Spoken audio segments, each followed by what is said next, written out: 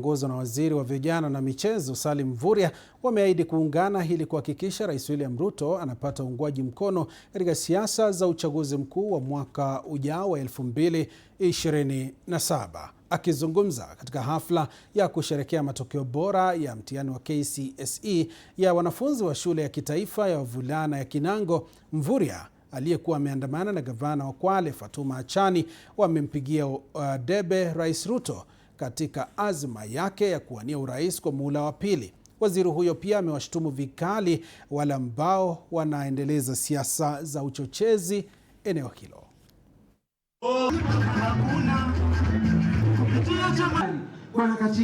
Siasa ya mwaka ujao, kura ya mwaka ujao haitapigwa kwa sababu ya fitina nyingi. Haitapigwa kwa sera ya kabila. Haitapigwa kwa kugawanya wananchi. Kura ya mwaka ujao ni kura ya ushahidi wa maendeleo. Kura ya mwaka ujao ni kura ya track record. Hapa jimbo la Pwani tumekaa viongozi wote na tumeungana kwa sababu hivi sasa hakuna tena mambo ya kutengana kwa mambo ya vyama vya siasa. Mheshimiwa Rais ametuunganisha kwa serikali ya mapana na marefu.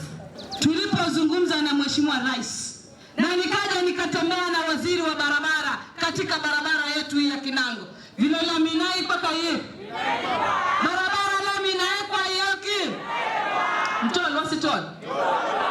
Kuna facility 10 ambazo Mheshimiwa Rais amezitafutia ufadhili wa kutengeneza mother to child hospital.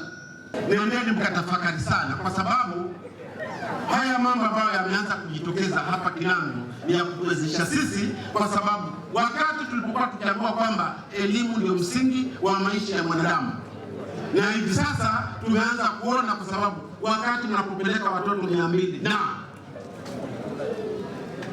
si wokovu unaanza kuonekana.